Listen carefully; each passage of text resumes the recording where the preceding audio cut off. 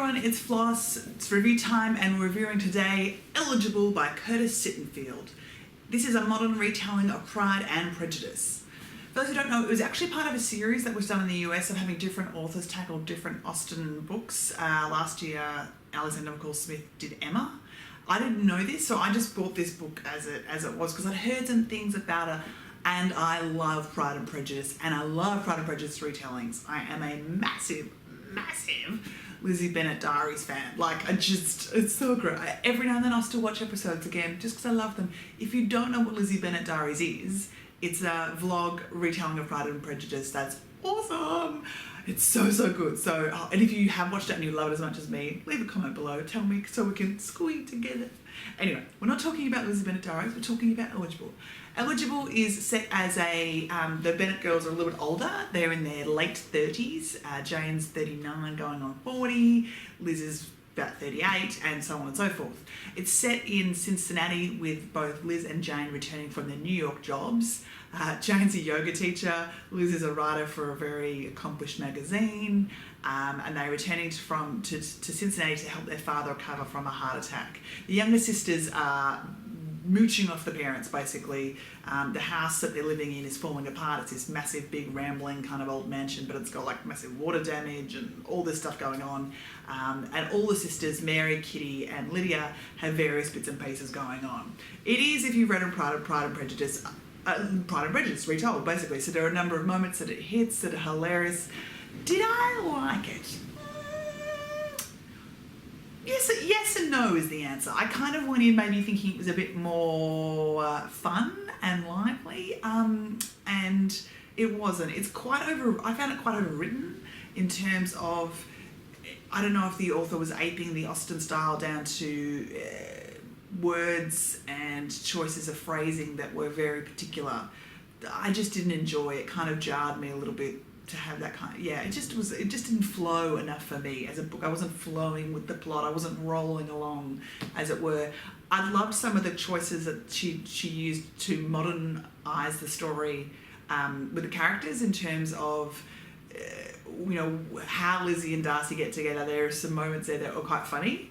The scandal that Lydia is involved in is really well done, actually. That was the thing that made me kind of laugh out loud in a good way, not in a bad way.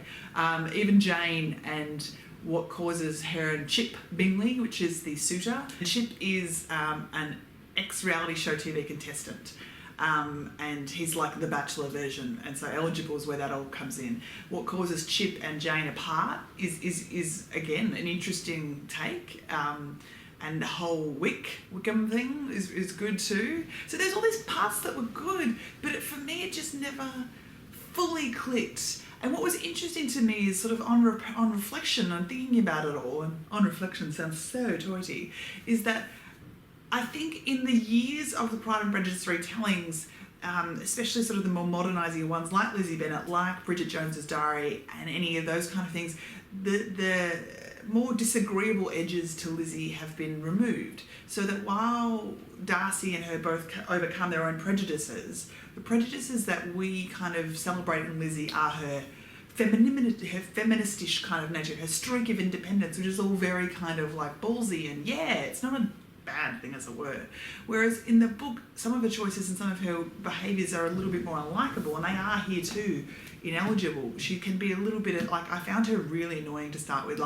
I texted a friend who'd read it and said, does she get any more likeable? Because I was really annoyed with her as a character and sort of the statements that she was saying, the judgments that she was giving to the people around her. And of course, upon thinking about it, that's what's supposed to happen. She starts off prejudiced and she sort of comes to fix her life and stuff like that. Mr. and Mrs. Bennet, who are played pretty sympathetically most days in any kind of retelling. And I think about them, I haven't read Pride and Prejudice in a long time, but I think about Mr. and Mrs. Bennet with a sympathy, even, in terms of she's sort of this old hysterical woman, but in a kind of sweet way. But in this book, she has some incredibly middle-class-ish views on racists and homosexuality and all kinds of issues that you kind of cringe at and kind of go, oh God, no.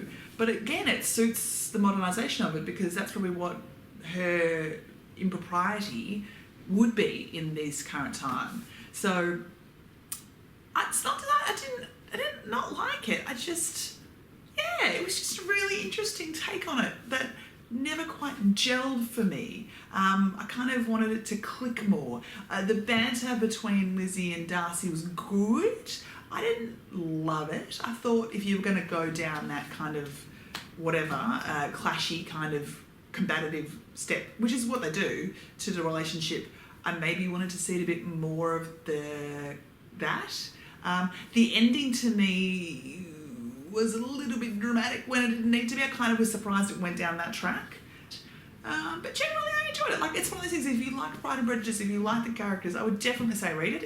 It's despite it being overwritten, it's a pretty easy read. Some chapters are incredibly short, like 1-page chapters. So it ends up having chapter 181. Like, that's a lot. But like short, like some chapters are, let me find one. Some chapters are like 1 page. So you can be like, I read a chapter last night and feel really good about yourself. So the book is eligible, it's out now, available at all good bookstores, and I'll leave links in the below to bookstores that you can buy it from in your own country. If you haven't read this book, I'm just going to drop a few reviews on spoilery stuff, so now's the time to click stop and subscribe to the channel and come back next time. Okay? Okay, so I loved the twist on the Ham and Lydia. I thought it was so funny. The whole Ham was transgender. Like, I just thought that was so, like, it made me laugh out loud in a great way. It actually exposed Lydia to be a better person than she has been in many other interpretations. So I really kind of enjoyed that. And she didn't change. That was something else. I pissed myself laughing when it was revealed that Darcy and Liz were fuck buddies. Like, that was friends with Bernadette.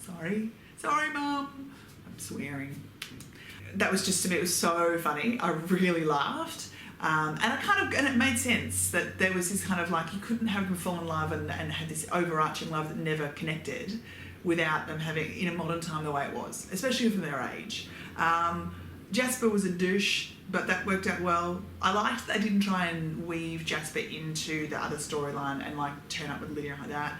The Mary with the bowling thing, I liked that Mary was a bowler and like that, but I was surprised that the last words we got left with were Mary's words. Like, it was almost as if Mary's opinion was throwing everyone else under the bus. Like, I kind of felt like the whole Mary was happy with her bowling and she didn't have to worry about the drama and the hystericalness of relationships, and she looked after herself or whatever, was a good message, but it almost was a sort of dig at everything that had come before with all the other relationships. So I was kind of a bit annoyed with that at the end. Like, I went, oh. Yeah, the ending with the whole married on the reality show was a step too far for me. I don't think I needed to see any of that. I didn't need to do any of that. I think we could have had that happen, nothing to do with the show. I think he could have come back off the show or something like that. I don't know. I just didn't.